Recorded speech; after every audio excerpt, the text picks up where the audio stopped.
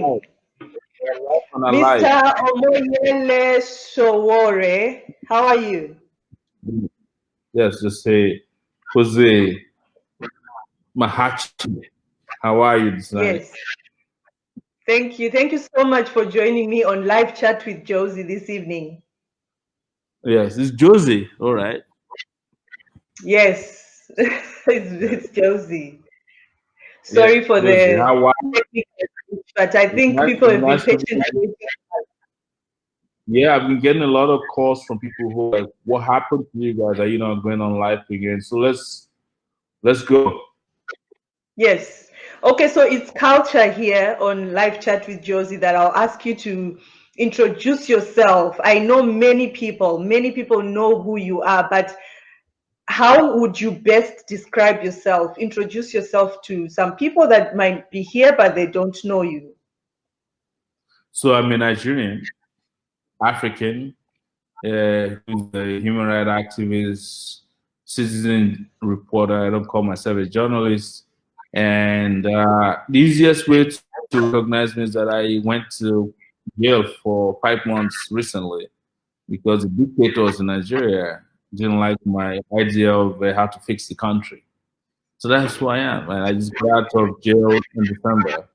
I'm here in Abuja, the federal capital territory in Nigeria. I call it the federal capital of peace because that's where all the bad guys are based, with mansions, big cars, and doing what they like unchallenged. So that's where I am, and that's one. So Okay, part so of it is that I'm a publisher of Sahara Reporters. I teach at a university in New York, the School of Visual Arts. I teach post-colonial Africa history. It pretty much tells the same story over and over again of how African leaders have taken Africa since independence around 1960. So, yeah, probably when we go on, I'll tell you more about myself. It's nice to meet you. It's nice to meet all of our people who are watching and paying yes. attention to this tonight. But Omoyele is a father. Yes, I have 2 kids that I know of. You know, You are so funny. Okay. And Omoyele is a husband. yes, my wife is very, very popular now because she fought very hard for me when I was detained. So she's a highly private person, but she had to come out Yeah, and I watched I watched her fighting for you. So yes, are you an activist or a politician? I'm an activist. There's no reason to call an activist a politician. When people call you a politician in Nigeria, they mean that you're a bad person. Like you're deceptive, you're dishonest and corrupt, and not any of those things. Okay. So you ran for presidency in 20, Nigeria. right? Twe- Yes, yes. So you did not make it. There is because there was president. no election. Because there was no election. It was a manipulated process. There was no election, so I'm saying it categorically. I'm never So there hidden was no it. election. That's That's what I told them with the how secret you police. put it across. Huh?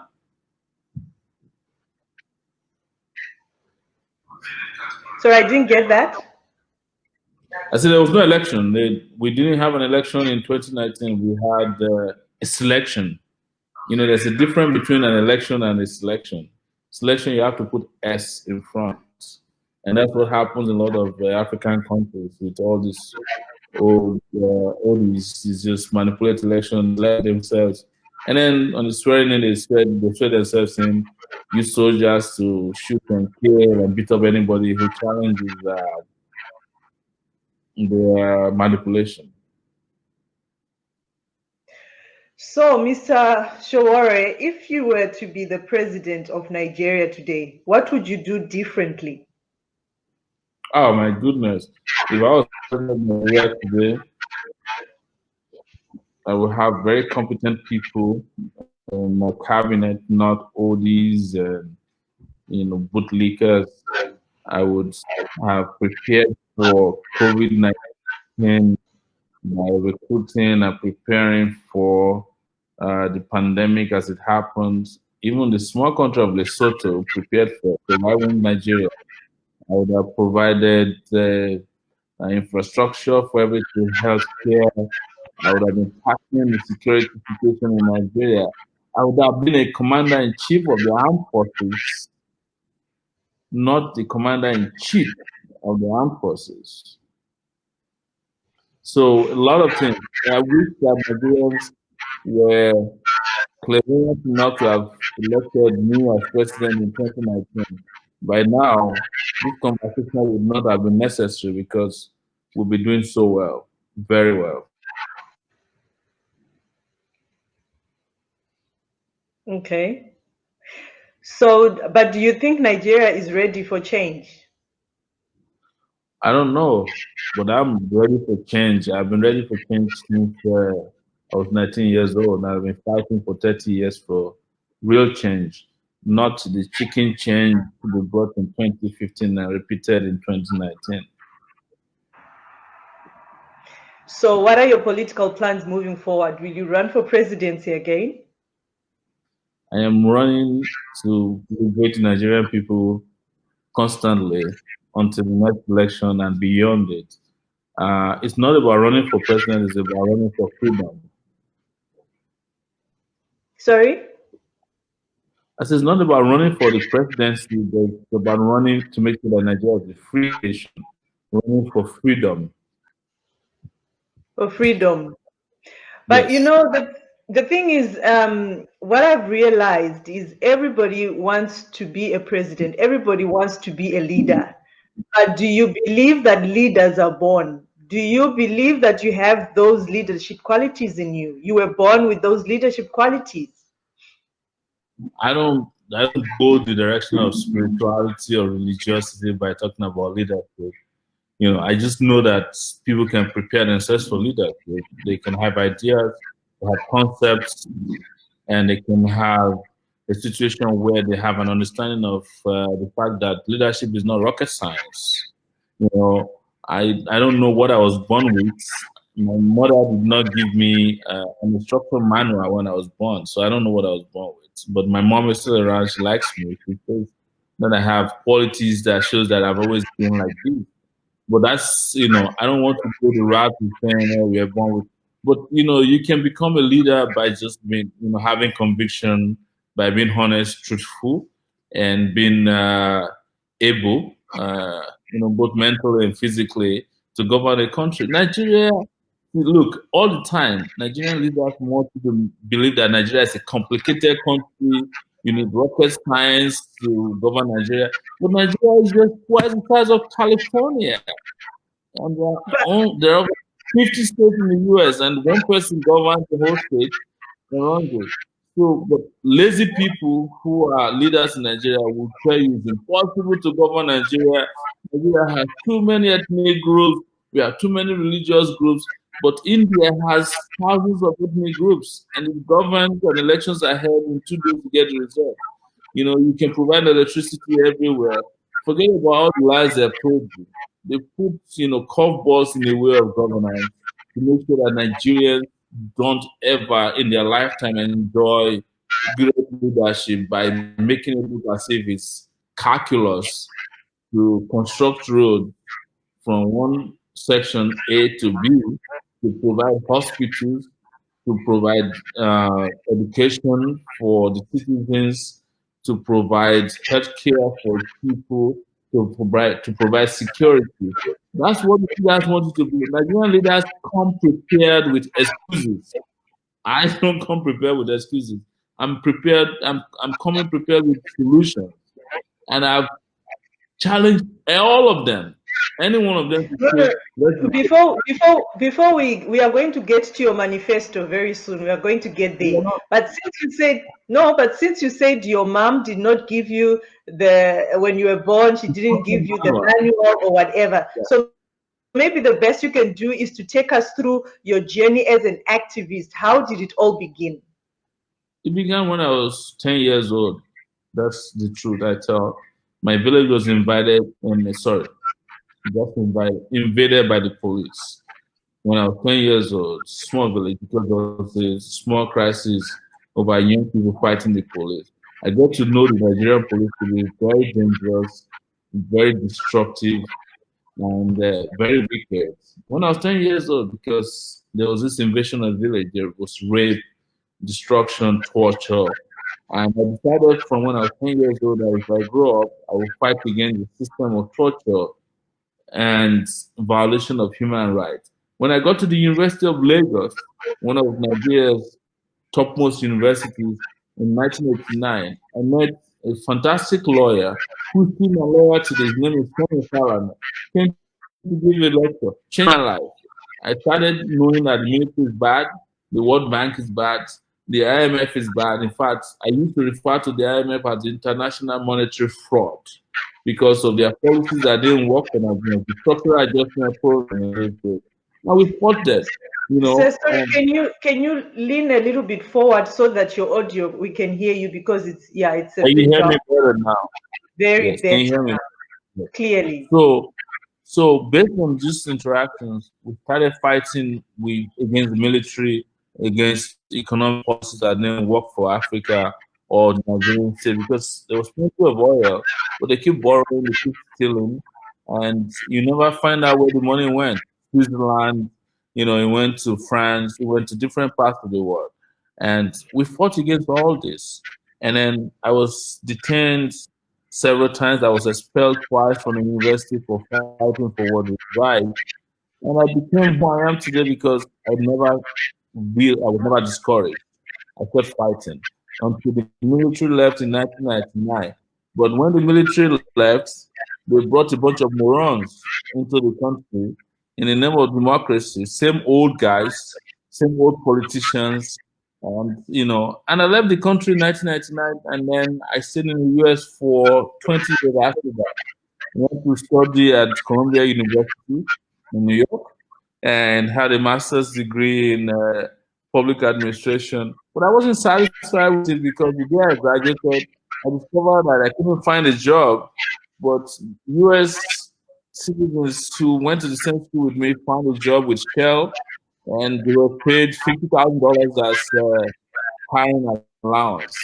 It was discouraging. I decided I don't want to work for too long. I worked with Catholic charities for a few years, and they were bringing refugees from the same dictators that always fought against. And I decided to start up Sahara Clubhouse in 2006. I graduated from Columbia in 2003. 2 years later, I knew what I wanted to do, which is to fight power using social media and the internet. So is it the love that you have for Nigeria that is pushing you to lead Nigerians, or is it about power? Is it about money? What exactly is driving you want to become the number one citizen of Nigeria? It's not money. I've seen a lot of money in my lifetime, but I know that money can't buy you anything because Chief MK Abiola, who was the richest person in Nigeria, when he died before I left Nigeria, was around 1998 or so. I'm not sure the exact date now, so don't quote me wrong. I'm just giving you an idea. I saw his dead body. It was Richard Kingston. He's just there. I was like, this is how money disappoints people. So before he died, he's been friends with the most powerful military regimes. He was the military contractor. He had all the best cars in the world. So it's not money that's driving me. I went to the US, lived for 20 years, never changed my citizenship because I feel like each time I'm challenged like Nigeria, especially when you are traveling with the green passport, which is not available in the world, I feel like that drives me to want to change Nigeria. So I never changed my citizenship. I never went for citizenship interview. I didn't want to be another citizen. I'm still a Nigerian to today. And the criminals in Nigeria have my passport as we speak now because they seized my passport, claiming that I want to overthrow the government. I still with it. I don't have another passport. I love Nigerian state. I love Nigerian mission. But I also understand people who don't like Nigeria because Nigeria has never worked for anybody. Nigeria is like a real estate for Britain. And I don't blame anybody that Nigeria can never work. But I believe that if there's a concept of justice in Nigeria, Nigeria will work for Nigerians. Because there's no nation in the world, with due respect, that is perfectly created. If you go to the US, it was a stolen nation from the Indians, and they stole part of their land from the Mexicans, right? So, but that's the United States of America, that everybody wants to go there, everybody wants to visit. It's not that US is perfect, but it's a semblance of justice. Nigeria has no pretense of justice. We just have a bunch of elite south, west, north who are prudential, prebenda in nature. They want to steal, they want to empower themselves, they want to help their kids. They don't care about you. And that's why I'm mad about the situation in Nigeria because I knew with the little we've had, about 500 billion dollars in oil revenue, we could have made Nigeria become one of the best living spaces in the world.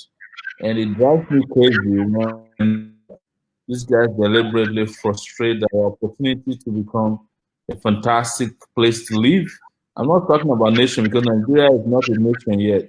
Nigeria is still a business, the way it was created by the British in 1914 when they hired the United African Company to create a ShopRite or a supermarket combination where they can just take resources away.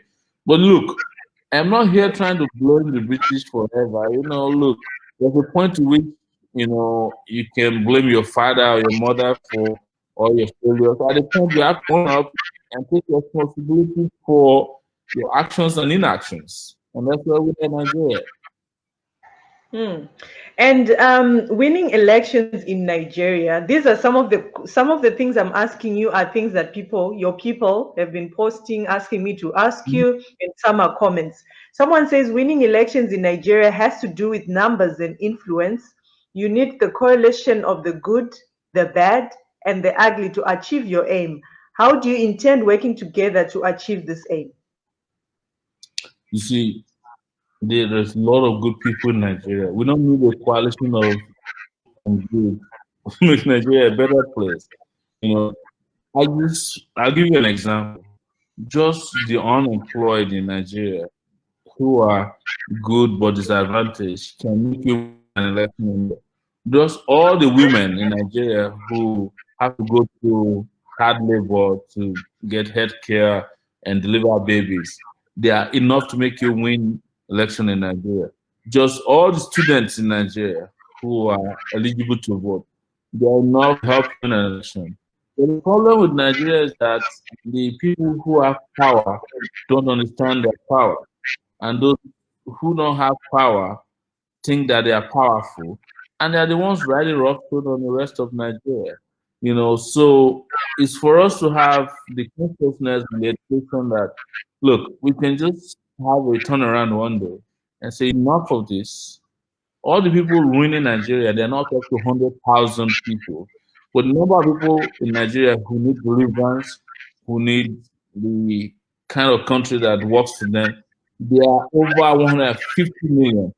The last election in Nigeria, did not produce up to 25 million voters, maybe over that. The winner was maybe let's say 30 million. The winner won with 15 million. What happens to the rest of us? There are But, 82 but, but million that's registered voters. that's that's going 82 to be my million registered question. voters. Why can't That's you just have the 80 million registered voters? Just 30 million of them who are disenfranchised, who are weak, who are sick, who have been abused. Come together and just vote for the right guy, and the story will be different today. but do I do know you do they wanted to know say something. do they know and accept you in the north? There's no north and south in Nigeria. Look, they make you feel like there's a northern part of Nigeria that hates the south. It is all part of divisive politics created by the ruling elite. I have seen 7 or 8 presidents come and go. This guy with I his can hand count on them your. on my. No, I was just telling Yeah, this I guy can. someone is doing something with your phone on the side. Yeah. There's, oh yeah, there's someone on the side because they're recording this. So I can count all the presidents who have been in my lifetime when I'm conscious enough. We started with Buhari in 1983, followed by Babangida in 1985, followed by Oshunekon in 1993, 94. Abacha, that's 5. And after Abacha comes Abdul Salami. After Abdul Salami comes Obasanjo. After Obasanjo comes Yaradua. After Yaradua comes Jonathan. That's 8. And then Buhari. 9 presidents. All of them play on ethnicity, they play on religion. But when it comes to corruption, there's no religion, there's no ethnicity. They share the oil money amongst themselves. They don't even speak any language. They just speak the language of numbers. Steal, loot, and destroy. But when it comes to when people want to challenge them, they suddenly remember that we're Muslims, we're Christians, we're animists, and then they use that, they throw that at the people, and the people feel distraught and they start running after these stupid divisions that they create. Our job is to let people to understand that, look, it's your humanity that's important, whether you're Muslim or not. As I've always said, if you are in a Muslim school, madrasa school, I don't have a problem with you. But I want you to be a madrasa and also learn to be a pilot or a doctor. We can combine the curriculum. If you're in the South and you want to be a pilot, you can also, have, you can also study the Bible. I don't have a problem with you, but my goal is to ensure that you become useful to society and you can become spiritual in the process, but you cannot allow religion to turn you to a beggar, begging from people who are completely all religious. Nigerian leaders are the most ungodly people in the world. So when they throw religion at you, just understand that they are fooling you. They are denying you of paradise on earth. All right. During the last elections, a couple of young technocrats indicated their intention to run for presidency. Don't you think the coalition of these candidates could have made an impact rather than what you guys all experienced? That like there's so much division. Everybody wants to be a president. There was no division. What happened in the last election with the so-called technocrats is that the technocrats, quote unquote, were sponsored by different power elderly blocks. They know that the youth could have a coalition that could destroy their hold on power. So they sponsored all kinds of candidates. Some of them were sponsored by church, some of them were sponsored by, mosque. Some of them were sponsored by, discredited leaders. But they knew that as long as they put them out there and they put the message out there, young people will be confused. But we were very clear because I went to the meeting of young people who were looking for a coalition. They told us accurately, they told us, without any doubt, that they were representing old people. One of them, I don't want to mention his name, said, "Oh, Shure, would have loved for you to be our candidate, but the old people cannot trust you. They think you're going to put them in jail." He said it in our meeting. I was like, wow, is that what they told you? And I couldn't deny that that could be a plan because Nigeria has been destroyed for over 60 years. I felt like some people had to be held responsible for the situation that we're in. So that was what happened. And I didn't have to waste my time with them because I knew they represented different interest groups in the country who didn't want the unity of the oppressed. But I went ahead and worked with the oppressed people. I traveled around the country, traveled to 34 states, 35 states, several cities. I did town hall meetings, I did campaigns in all the cities. They didn't give me police action. Even when it was time for debate, they never allowed me to debate. But they allowed the technocrats to come to the debate, the so-called technocrats, because they were comfortable with them.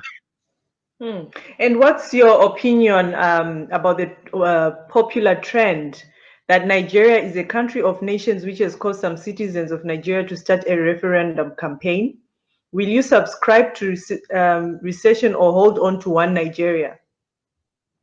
I don't care about whether Nigeria is one or not. Humanity of people. You see, I'm a Pan-Africanist. The country Nigeria is too small for me. There's a part of my brain that wants the whole of the African continent to be one nation, and I think you can blame me for having lived in the U.S., where you can travel from one part of the U.S. to the other in 6 hours flying, and Africa is pretty much like that. You see, Africa can fit in China and the continent of Africa today, all the 54 states, and there will still be space for agriculture, for tourism, for hydroelectricity. Africa is a huge continent. I wish all Africans can come together, because you see, the dream of Africa, United Africa, was 60 years old. It's about 60 years old.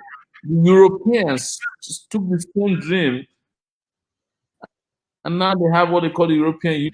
What did they do? They quietly went and integrated the entire part of Africa, Europe, with electricity, with telephone, with internet, and all transportation.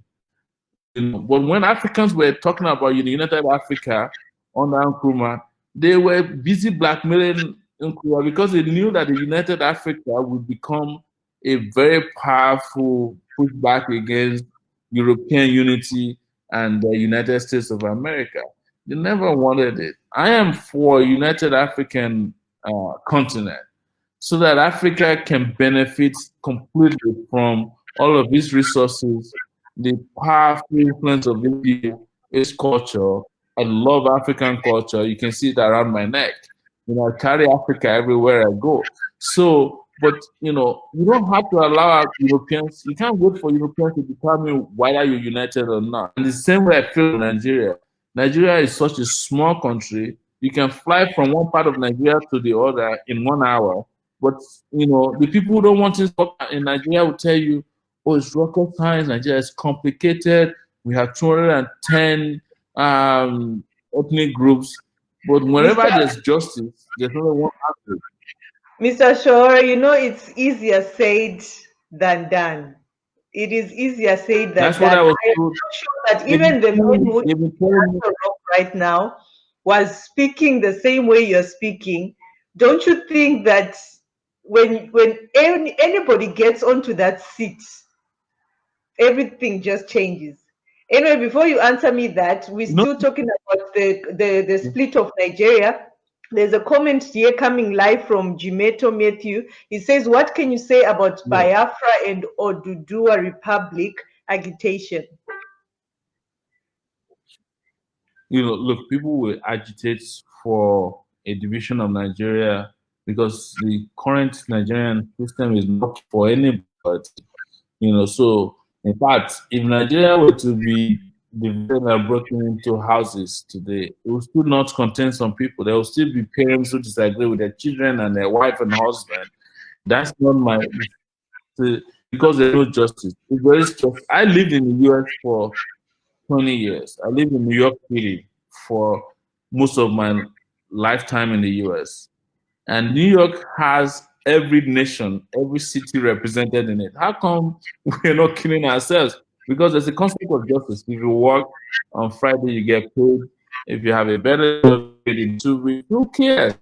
To a club, I'm not saying there's no racism, but you go to a club, you find an Afghan there, you find a Palestinian, you find a Zimbabwean, you find a Nigerian. Everybody's having fun on Friday nights and Saturday because people get paid. There's social, there's economic, and some form of cultural justice. In the middle of it all, of course, there is racism, but it's not in your face. But African xenophobia in South Africa alone is worse than the racism in America, all of it combined. Because a South African is willing to kill a Nigerian, a Zimbabwean, simply because they've been told that they're coming to take their job.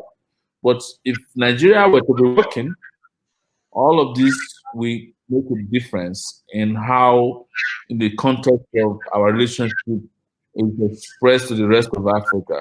The failure of Nigeria, which is as a result of the failure of leadership, is the reason why Africa is the way it is. I'm not exaggerating. I'm not exaggerating.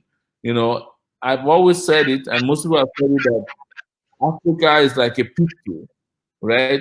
Pointing down, downwards, and Nigeria is the trigger. But when the trigger is not working, you can shoot anything with the African pistol. That's where we are. And I'm not exaggerating. I'm saying it to you. If Nigeria were to get it right, I meet Africans all the time, Ghanaians, Zimbabweans, and they said to me, what's wrong with Nigeria? So what if we have a situation where there's nothing wrong with Nigeria?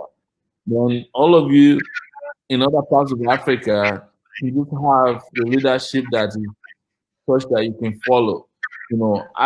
I want to answer your question about Biafra, Oduduwa, right? Right. I Yes. have met with the Biafran agitators. The reason why they want to leave Nigeria is because Nigeria is not working for them. I've met with Oduduwa agitators. The reason they don't like Nigeria is because Nigeria is unjust, is unfair, and is a wicked entity.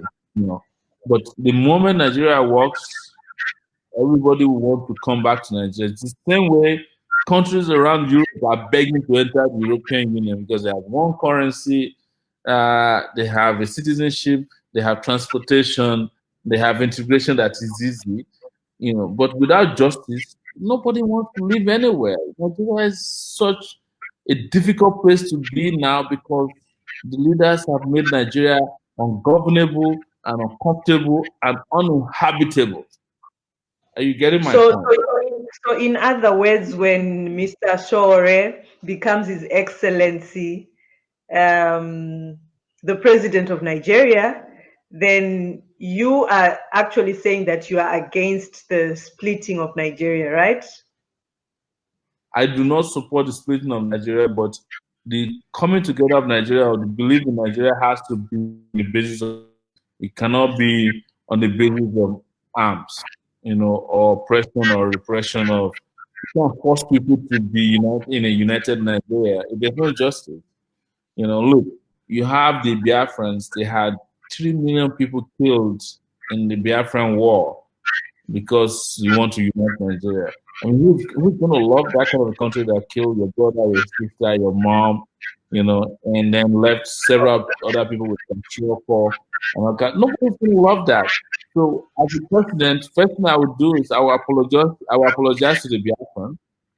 I will work with them and explore what they need in Nigeria, and also discuss with them how much of autonomy they need. Uh, and not force them, not send people soldiers to shoot at them because they're agitating. Because they have a right to leave Nigeria if they want. I'm in support of a referendum, and I will help to create a constitution that allows any part of Nigeria that wants to leave if they want to. But I will do one thing, which nobody, as a former Nigerian leader or present Nigerian leader, has ever done, to create a just, fair, and equitable, egalitarian Nigeria where everybody will feel belong.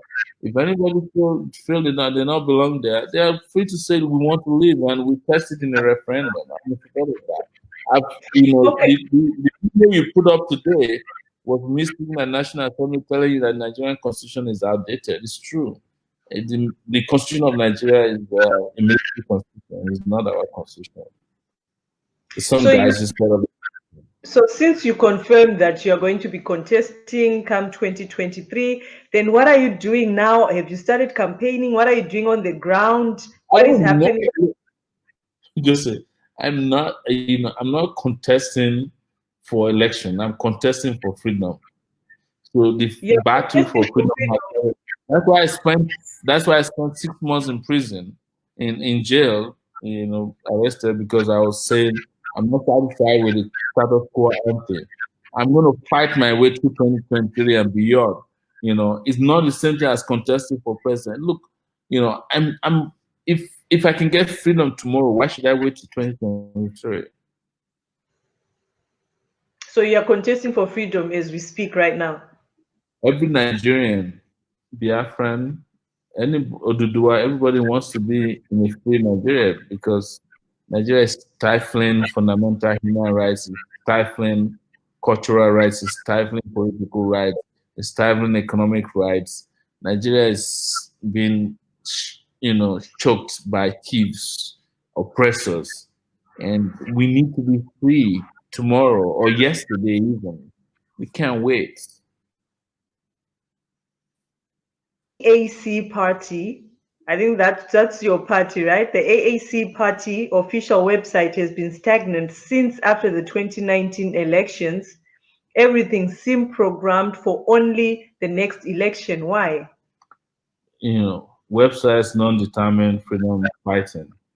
So the web we can update the website tonight, but don't forget that I've been in detention for several months, and the government came after me because they were afraid that the AAC party would make the difference that they don't want in Nigeria. So we're upsetting the elite. So I was arrested, and websites don't determine. It's just like what do they say again? I don't know. It's the right word that the uniform doesn't determine the monk, right? So forget about websites. Look at what we're doing to fight to expand the fundamental freedoms in Nigeria and the democratic space. That's what is most important. Websites we can do overnight. Websites, it's peripheral things for us to do. But look at what we're doing. Look at how we're fighting to expand the fundamental freedoms in Nigeria, how we're fighting against the cabal in this country. That's what is most important. Websites we can update in 5 minutes. You find a fantastic website. Does that determine? Maybe they want transparency. They want to see what you're doing.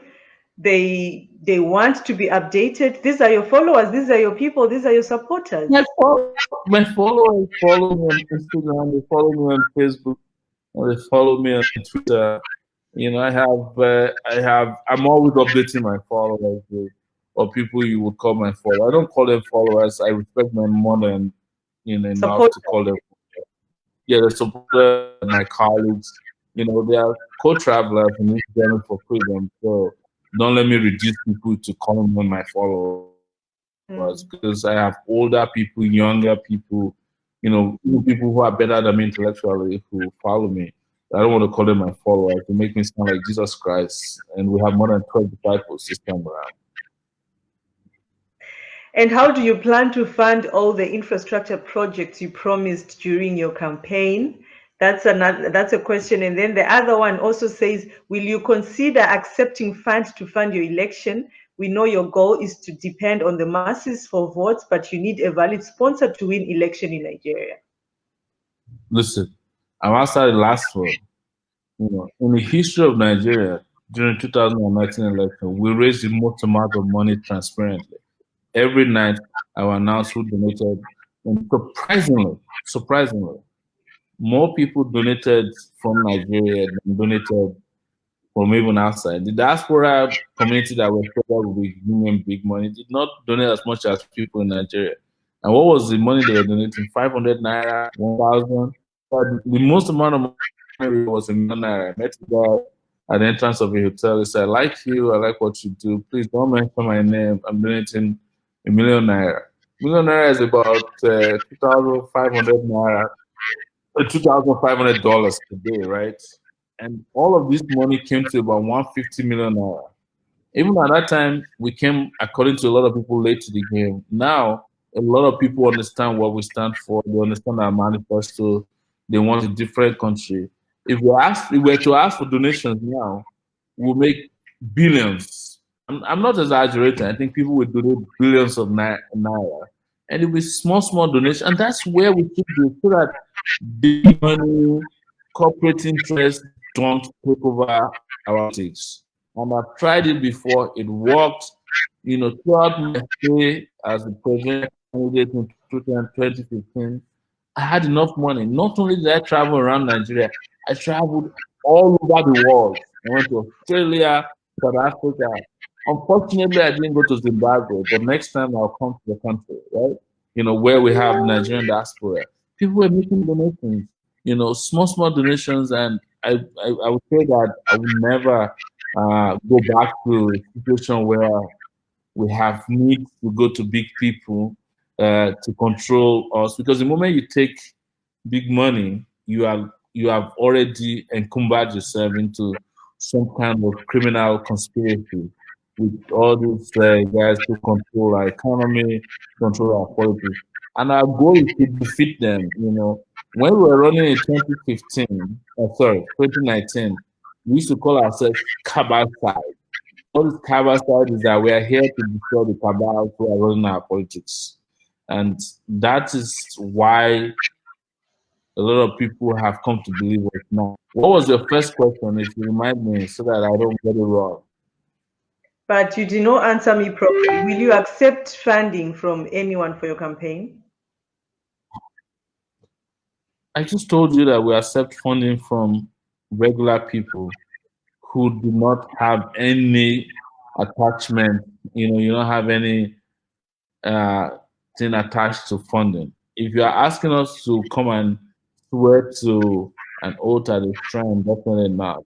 But if you make a transparent public donation and you are willing to be identified, of course, that is what we have always been about. But you had a question before that. Yes, the question was, how do you plan to fund all the infrastructure projects you promised Thank during you. your campaign? Thank you very much. See, we looked at the infrastructure projects in Nigeria.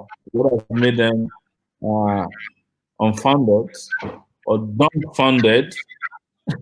I'm using the words, you can quote me, dumbfounded, is because of corruption. Nobody is funding infrastructure in Nigeria.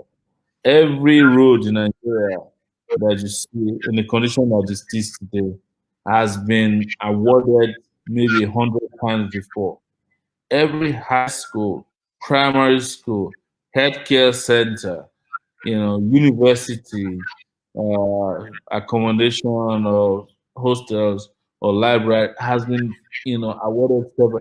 You just need to look at Nigerian budget every year. They award the same project every year, for the same purpose. Because Nigeria doesn't exist for its people, it exists for its contractors. Are you getting me? So to get infrastructure funded, we need to cut off the head of corruption and make sure that little we have is applied to the right places. And those who have stolen our fund, contractors who have taken money and contracts who have been paid are made to fund these contracts. And also, where we might have difficulties, we will ensure, and we will ensure, and this is very important for you to understand, our tax system is the lowest in the African continent. Our tax collection rate is about 7%. Even our next door neighbors, two countries over Ghana is 15%. We're not collecting taxes because our big men don't like to pay taxes. Our oil money is always diverted. None of that will happen. By the time we make all the collections of what we have and it's not stolen, it's transparently accounted for, you will not have to worry about paying for infrastructure. That is why we must dismantle this present political brigandage, that is affecting Nigeria.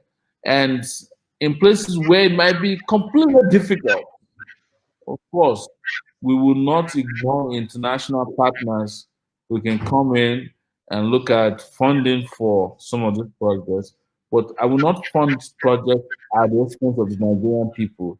So, for instance, you can't come and say, well, we want to fund projects for us, and then you take over Nigeria the way Ghana had taken over Zambia now, including, as I've read somewhere, I'm not sure that they're even replacing the armed forces leaders in Gambia with Chinese officials because Gambia has bored themselves into oblivion.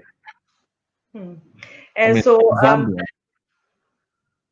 What measures are being put in place now to make sure that your party is stronger than APC and PDP before 2023? So people talk a lot about parties. We have a party, but I'm more interested in the movements that Okay, the would movement. What measures are being put in place that your movement is stronger than the APC and PDP before movement 2023? of our movement is going to be a movement that will become a coalition of the oppressed, in which everybody in Nigeria who is tired the way business is done in Nigeria comes together. And PDP, APC are just vehicles for taking power. They are transactional vehicles. They don't have any movement base. In fact, in Nigeria, you can go to sleep as a member of PDP and wake up as a member of APC the next morning. There's no difference between the APC and the PDP. These are transactional vehicles for power. Can I get the charger for this laptop, please? Sorry, I need to charge my laptop. Yeah. So there's no difference between them. But what we are doing in Nigeria, that's why you've heard about revolution now, is to galvanize Nigerians to understand that this oppression has to end. And the way to do it is to have one voice and to have a commitment and to do it with courage once and for all. And I'm happy to announce to you that that's going very well. And that is unsettling the political levers and political leaders in Nigeria. That's why they sent me to jail for 5 months last year. So you spoke about corruption in Nigeria. We will talk Yeah. about corruption in Nigeria right now.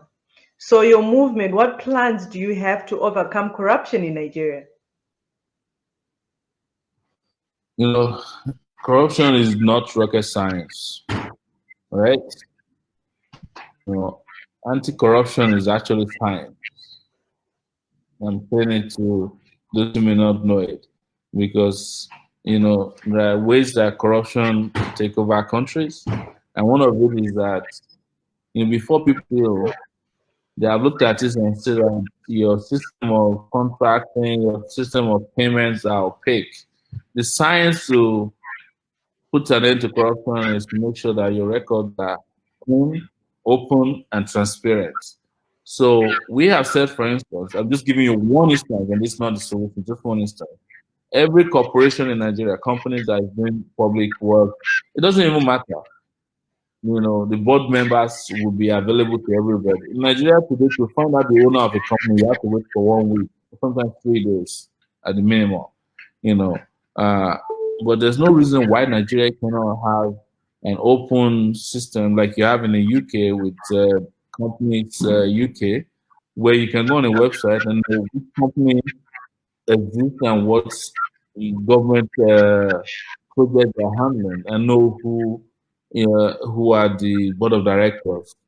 The second aspect of it is to place a lot of our transactions online and it's computerized. For instance, Nigeria cannot tell you how many people are in the public service because it's corruption. Uh, uh, it's always about corruption. For example, they found out that there are 50,000 policemen or more at this point in Nigeria 2 years ago that were not in the police force anymore. But someone is collecting their salary. So what do? Make sure that every public officer, everybody in the civil service is registered, is available on the internet. You can search who they are and make sure that there's no duplicates. And you will find it easy to get rid of all the. But Nigeria right now pays over 4 million people who they claim in public service, whereas there are less than 1 million people in public service. We're without 3 million people just by stroke of technology. So that's why Nigeria cannot continue to be governed by analog brain leaders. We need to go digital. But these guys who are running our country, uh, who are in their 80s, they don't even know how to use cell phones. They don't know how to use computer. and you can't blame them when they are very resistant to digital progress.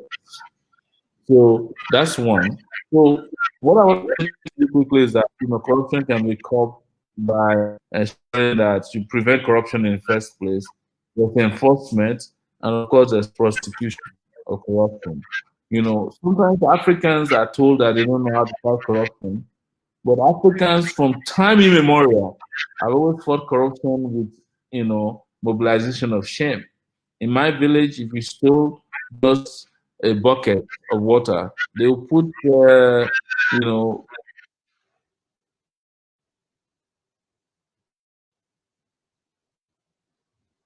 some of them are cake old. We can't use them anymore because of violation of human rights. But I can tell you there's a lot of ways to fight corruption that we can reduce corruption by at least 90% in Nigeria. I have lived in the US for 20 years, and I'll be the first person to tell you that the US is the most corrupt country in the world. In fact, they have the most corrupt street, what's called Wall Street. But Africans don't have any excuse, having understood how corruption is perpetrated elsewhere, to continue it at home. Because African needs every resource to bail itself out with poverty and misery.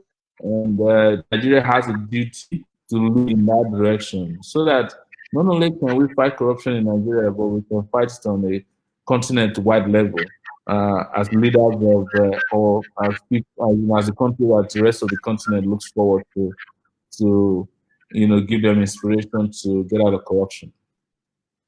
There is Big Ben from California says, are you optimistic that your court case will be over very soon? Or do you think that the government want to continue to buy time unjustly? They'll buy time, but I'm not the one on trial. The government is the one on trial. So don't worry about me. Okay. And then there's also someone who asked that those fighting for a working country are divided along the line of revolution, restricting, and referendum. So my question is revolution, restructuring, referendum, which should come first and why? People talk about restructuring, but people asking for restructuring don't ask what is the meaning of restructuring. Restructuring is the buzzword for people who lost out of power and the older generation. They want us to go to 1963, but there's no country who goes back to the past. Every country is looking forward to the future. Restructuring. I think Nigeria has passed the stage of restructuring. Nigeria has come to the stage of revolution, industrial revolution, digital revolution, political revolution, social revolution, and cultural revolution. And when I mean all of this, it includes that the people who, as simple as people who even govern our music are not our cake. In Nigeria now, they still persecute, musicians for, using certain words, or dancing certain ways. You have old people who still believe that, you have to, you have to take permission from old people to dance a certain way. Just as of today, the National Immigration Service in Nigeria is persecuting some young ladies for participating in, a show on Instagram because the leaders don't understand the meaning of Instagram and the fact that if you participate in a program on Instagram, it doesn't diminish you as a person. They have no understanding of it. That's what revolution is about. It's all encompassing. It's holistic, but it means holistically overthrowing the old ways of doing things and putting in place new ways of doing things and micromanaging it in a way that is just, fair, and egalitarian. That's what we stand for. And then if you win the Nigeria president, with majority of the National Assembly being PDP and APC, how are you going to handle that to get your program going? I don't know why people keep talking about PDP and APC. These are parties of the past. We have 3 years to go to the election, So are and you saying that already nobody. Yes, we have 3 more years to go to the election. It's May 29th is the first year of Buhari's regime in this tenure. We still have 3 years. What are we waiting for?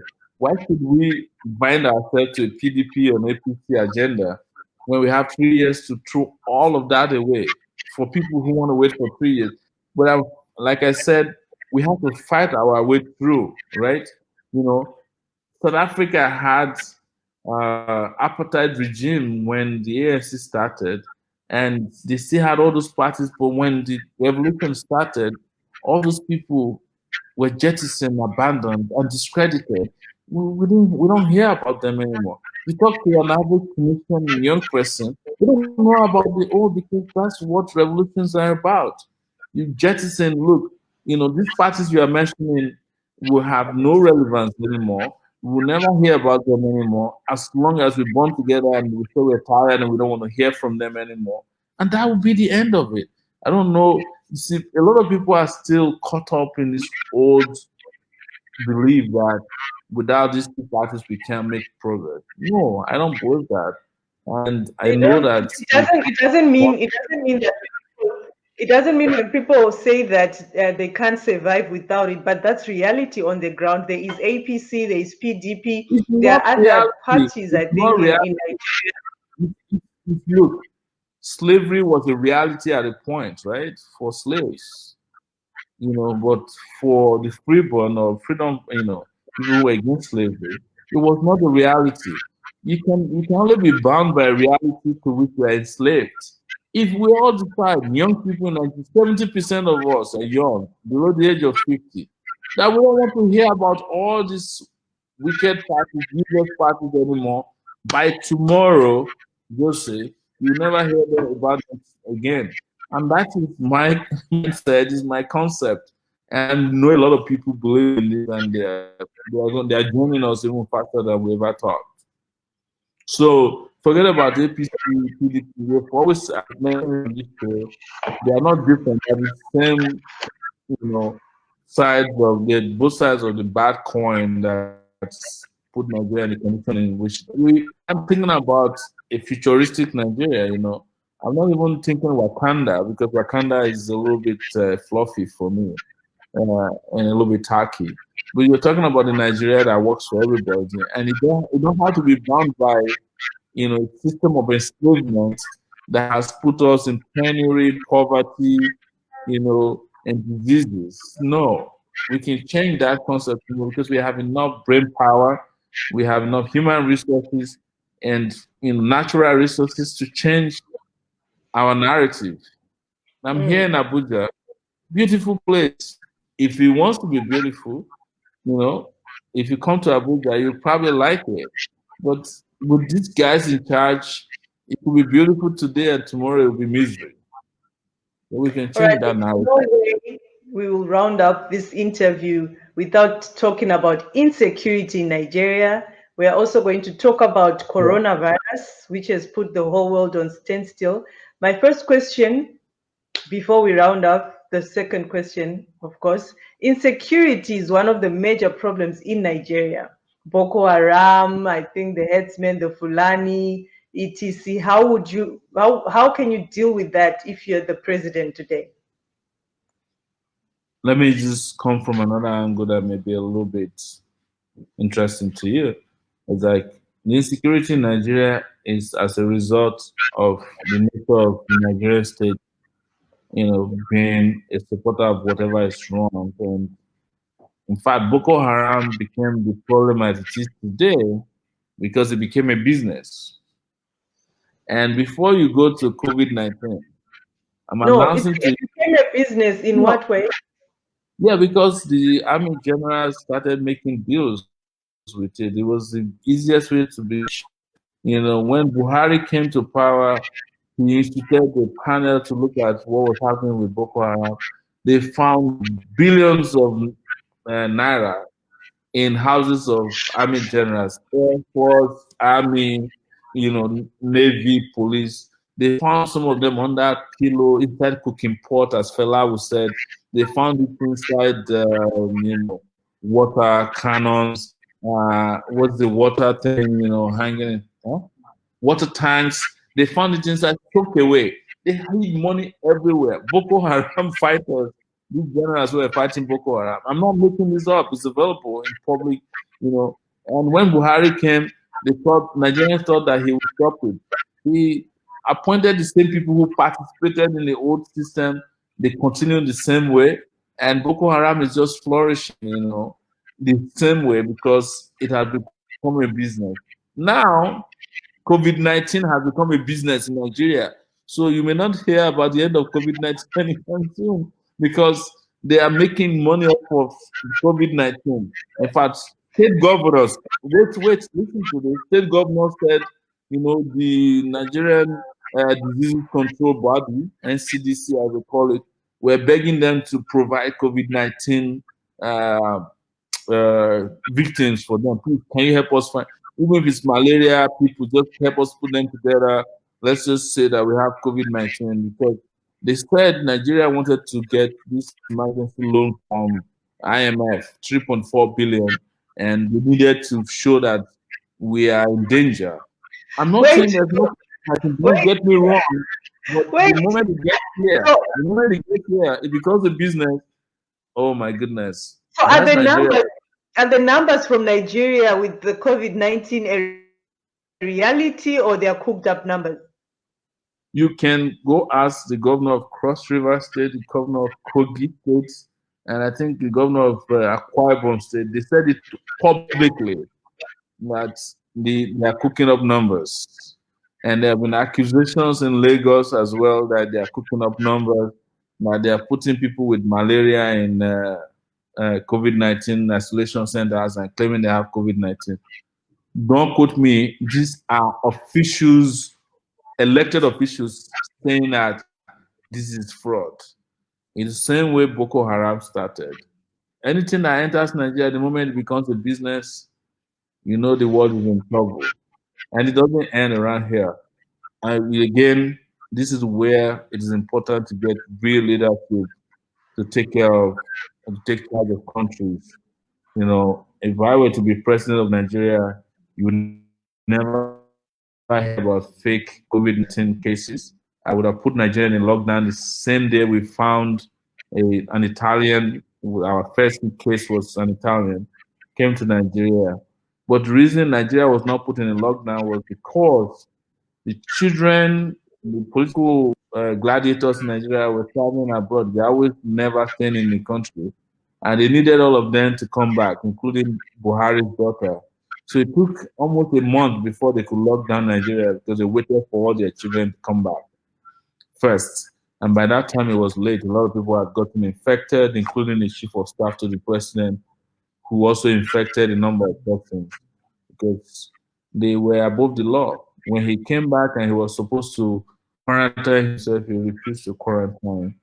And as a result, putting on that's the lockdown that we're in now, the situation in Kano, in northern part of Nigeria, where hundreds of people are dying on a daily basis, started because of the responsibility of leaders. So again, very important that you could have found a video. Maybe I can send you a video of one of the. Yes, I would love to see that. I'll send you a video from Gombe. I'll send you a video from Gombe. It's one of the states in Nigeria. They had an isolation center, and the young guys there that they recruited to be in the place started dancing inside the isolation center because, of course, they didn't have COVID. And this is public information in Nigeria. It doesn't end over here. Yeah. Wow, big brother, Nigeria. Wow. Okay, Yeah. so and if you are to become the Nigerian president, what difference would you like to see in African Union, and how would you push change across Africa as a continent? And remember, when Listen, you answer this question, also, I want you to also touch on the COVID-19 herbal medicine that is coming out of Madagascar. What is your opinion on that as well? yes. So with regards to the African Union, I'm not a big fan of African Union, and I'll say so. African Union is just a coffee club of African dictators. Until we take down the last dictator in the country, we will not have a African Union. African Union is just a coffee club of African dictators. Until we take down the last dictator in the country, we will not have a African Union. African Union is just a coffee club of African dictators. Until we take down the last dictator in the country, we will not have a African Union.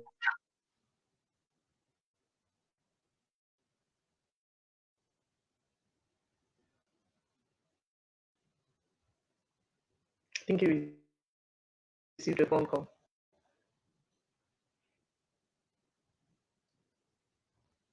When this Congo, I think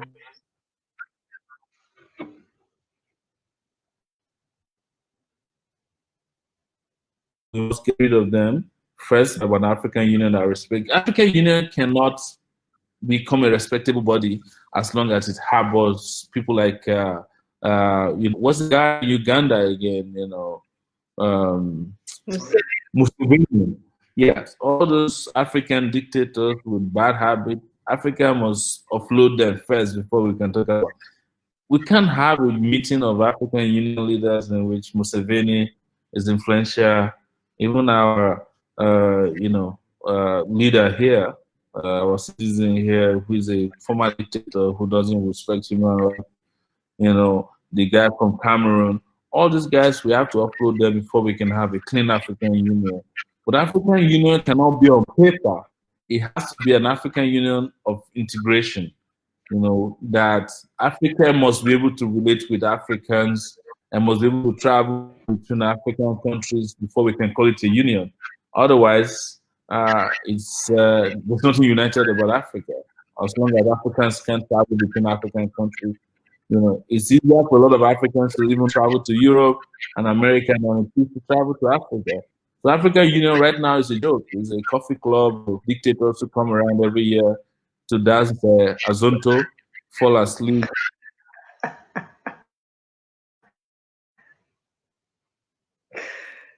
and go back to the Africans. You can only find an African leader who can speak for Africans.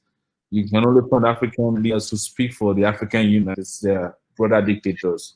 So until we have that Africa that speaks for Africans at the Union, forget about African Union. And you can't have an African Union that is a puppet to China or America or Russia. African Union that can't even build its own secretariat. You got to rely on donations. That is a charitable organization as far as I'm concerned now. Um, and so African Union, it's just a paper tiger right now. All right, COVID-19 herbal medicine from Madagascar. Herbal medicine. I've always been, I'm an African to the core, Pan-Africanist. But we should not, because we're Africans, just accept every concussion that's thrown at us. I expect that the African Union, under our own leadership, when Africans come to power on the continent of Africa, we'll be able to test the efficacy of every herbal medicine that is produced on the continent of Africa, certify it, and endorse it to be effective before we start training. There's a way sometimes that Africans also get emotional about what comes out of Africa. Oh, it's Africa, whatever herbs come out of Africa. I don't trust herbs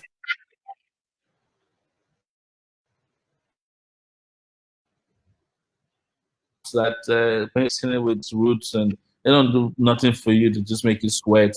They don't kill malaria. But the thing is that the concept of herbs, even medicine as we know it, Western medicine they come from herbs. They come from tree barks, roots, and all kinds of concoction that most of them are actually from Africa. So Africa must again discover itself, and Africa must produce what it consumes and must stop consuming what it doesn't produce. And that's what Ali Mazrui said about Africa. I believe that if that happens, we won't get discredited over time with what we produce, because look, the West will be happy to say that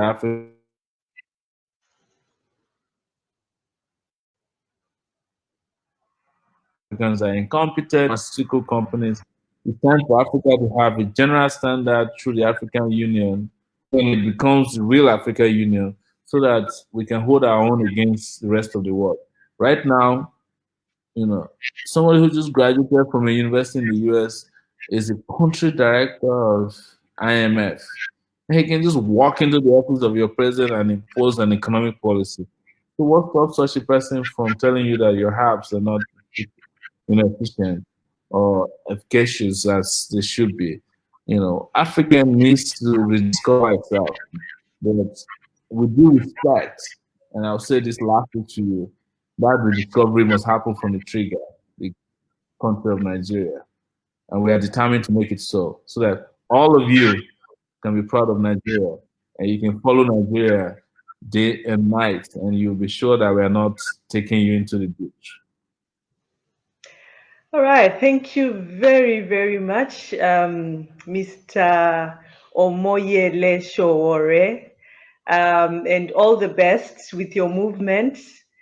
All the best with the elections, but I'm sure before then we'll definitely speak again. We will host you again. But before we say our goodbyes, will you also agitate for a diaspora election for 2023? This is the last question that I've Absolutely, just put at you. absolutely. We will fight to ensure that we urge our diaspora brothers and sisters to fight for it, to ensure that they're allowed to participate in elections at home, because most African economies are sustained by diaspora economic power. Nigeria gets over 30 to 50 billion dollars, depending on who you're talking to, uh, from diaspora every year. And the Nigerian budget is about $35 billion a year. So diaspora is better bringing in money. Why could we even debate whether the diaspora should vote or not? The reason they don't like the diasporans to vote is because they know that they can't rig diasporan elections.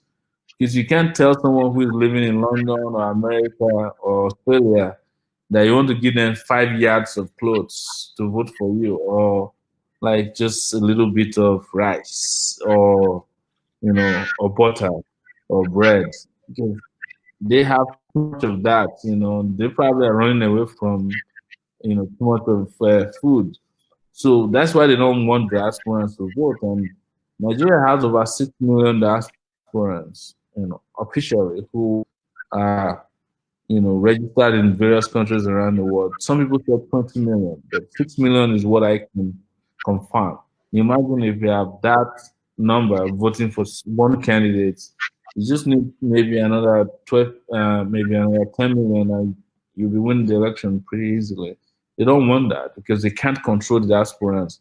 And here comes, the engineers, the doctors, the computer scientists, the nurses, the physicists, and a lot of diasporans are not even in the business of what keeps us enslaved over here. You can hardly find a diaspora who doesn't have a job.